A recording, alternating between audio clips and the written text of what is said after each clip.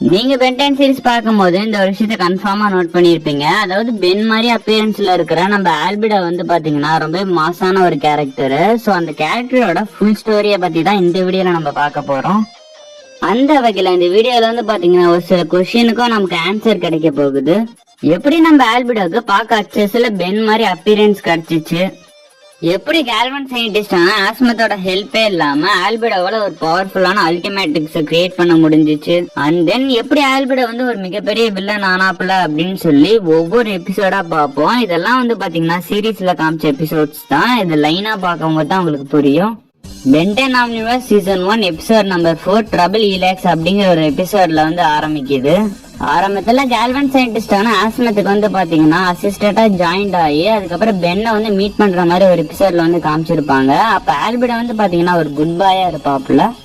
அந்த மீட்டப்பே எப்படி ஆரம்பிக்குதுன்னா ஆன்மிட்டிக்ஸ்ல இருந்து ஒரு மால் ஃபங்க்ஷன் ஆயிருக்கு. அப்ப கேல்வன் சயின்டிஸ்டான ஆஸ்மத்தும் சரி ஆல்பிடாவும் சரி ரெண்டு பேருமே லேப்ல ஒர்க் பண்ணிட்டு இருக்காங்க. அப்ப திடீர்னு மால்வேர் வந்து அதாவது இன்கம்ப்ளீட்டான ஒரு மெக்கமாஃப் வந்து பாத்தீங்கன்னா அந்த இடத்த வந்து அட்டாக் பண்ற மாதிரி காமிக்கிறாங்க. இது எதுக்காக அப்படின்னா மால்வேர் வந்து ஒரு இன்கரப்டடா இருக்கிறதுனால ஆஸ்மத்தோட ஹெல்ப் வேணும். அப்பதான் அது வந்து ஒரு கம்ப்ளீட்டா ஃபங்க்ஷன் ஆக முடியும். சோ அப்பதான் ஆஸ்மத் வந்து பென்னு கிட்ட இது சொல்றாரு. இது வந்து பாத்தீங்கன்னா தெரியாம ஆஸ்மத்தே ஒரு எக்ஸ்பெரிமெண்ட்ல வந்து கிரியேட் பண்ணி விட்ட ஒரு பிளானட் தான். அது மெக்கமாஃபா கிரியேட் ஆகி அது மால் ஃபங்க்ஷன் ஆகிட்டு இருக்கு. அப்ப என்னதான் பென் வந்து ஃபீட்பேக் எலியனை யூஸ் பண்ணி மால்வேர் கூட ஃபைட் பண்ணியும் கூட மால்வேரை வந்து தடுக்க முடியாம போயிருக்கும். அதுக்கப்புறமா மால்வேர் வந்து லேப்ல இருக்கிற ஹீலெக்ஸ் அப்படிங்கிற ஒரு டூலை வந்து பாத்தீங்கன்னா அப்படியே அசால்ட்டா எடுத்துக்கிறாப்புல. அது மட்டும் இல்ல ஆஸ்மத்தோட அசிஸ்டன்டான ஆல்பிடாவையும் அந்த இடத்துல கிட்னாப் பண்ணிட்டு கிளம்புற மாதிரி காமிச்சிருக்காங்க.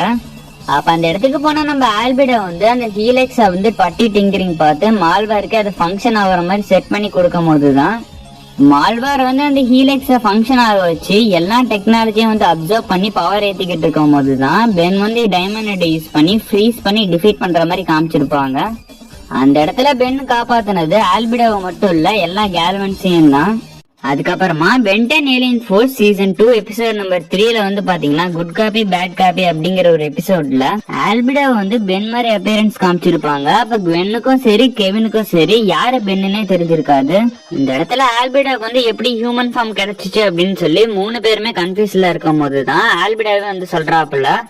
அதாவது ஆல்பிடா வந்து ஆன்மிட்டிக்ஸ் மாதிரியே ஒரிஜினல் ஆன்மிட்டிக்ஸ் மாதிரியே ஒரு காப்பியை வந்து டிசைன் பண்ணி அதை கிரியேட் பண்ணி அதை யூஸ் பண்ணும்போது வந்து பாத்தீங்கன்னா பென்னோட ஹியூமன் ஃபார்ம் வந்து ஆல்பிடாவுக்கு கிடைச்சிருக்கும். ஏன்னா ஒரிஜினல் ஆன்மிட்டிக்ஸோட அந்த ஒரு காப்பியும் வந்து லிங்க் ஆயிருக்கிறதுனாலதான் பென்னோட ஹியூமன் ஃபார்ம் வந்து ஆல்பிடாவுக்கும் கிடைச்சிருக்கும். சோ இந்த ஒரு ரீசனாலேயே பென்னு வந்து ஆன்மிட்டிக்ஸ் யூஸ் பண்றது வந்து ஆல்பிடாவுக்கு சுத்தமா பிடிக்காது. ரொம்ப கோவமாயி ரெண்டு பேருமே ஃபைட் பண்ணிக்கிட்டு இருக்கும் போதுதான் ரெண்டு பேரோட வாட்சுமே லிங்க் ஆயிருக்கும், அதாவது க்ளோஸா என்கவுண்டர் ஆயிருக்கும். அப்பதான் நம்ம ஆல்பிடாவோட ட்ரெஸ் கலர் ரெட் கலர்ல மாறி இருக்கும். அது மட்டும் இல்ல ஆல்பிடாவை நல்லா நோட் பண்ணீங்க அப்படின்னா ஆல்பிடாவோட கண்ணும் வந்து ரெட் கலர்ல தான் மாறி இருக்கும். அதுக்கப்புறமா ஆஸ்மத் வந்து அந்த இடத்துக்கு வந்து ஆல்பிடாவோட டூப்ளிகேட் ஆன்மிட்டிக்ஸ வந்து ஆஸ்மத் எடுத்துக்கிட்டு இதுக்கப்புறம் நீ எப்பயுமே ஹியூமன் ஃபார்ம்லயே இரு, அதுதான் உனக்கு பனிஷ்மெண்ட் அப்படின்னு சொல்லிட்டு அந்த இடத்த விட்டு கிளம்புற மாதிரி காமிச்சிருப்பாங்க.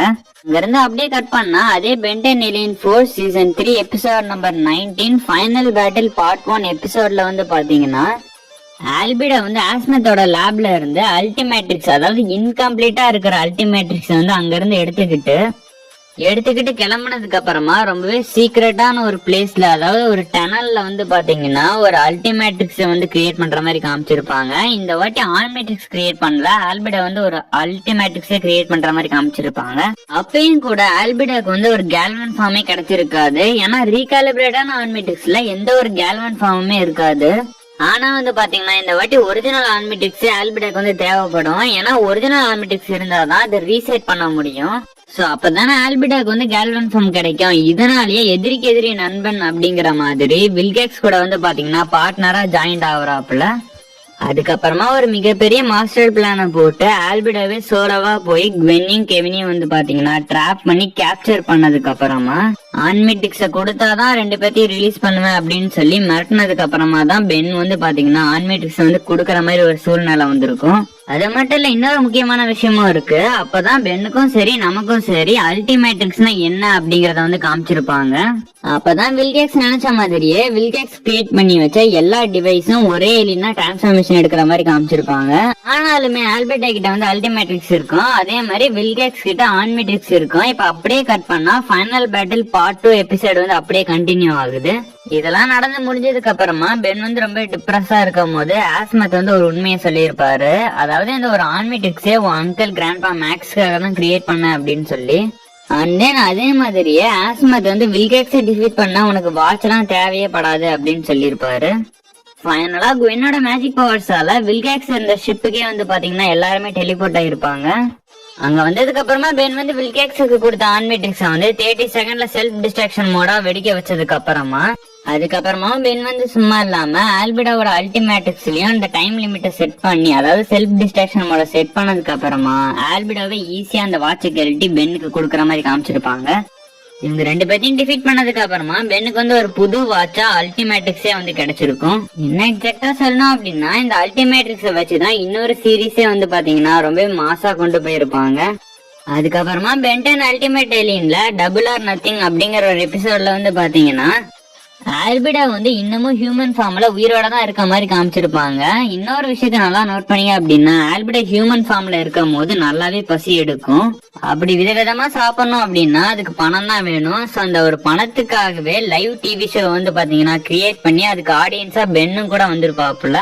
அந்த ஷோ முடிஞ்சதுக்கு அப்புறமும் ஆல்பிடா வந்து பென்னு கிட்ட நல்ல விதமா பேசுனதுனாலே என்னமோ பென்னுக்கு வந்து பாத்தீங்கன்னா ஒரு சந்தேகம் வருது.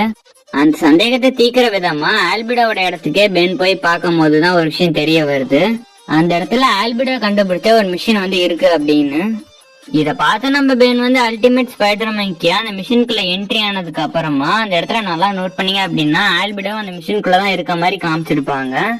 டூம்ஸ் மாம் ஆக்டிவேட் ஆகி அங்க ஒரு பிளாஸ்டே நடக்குது.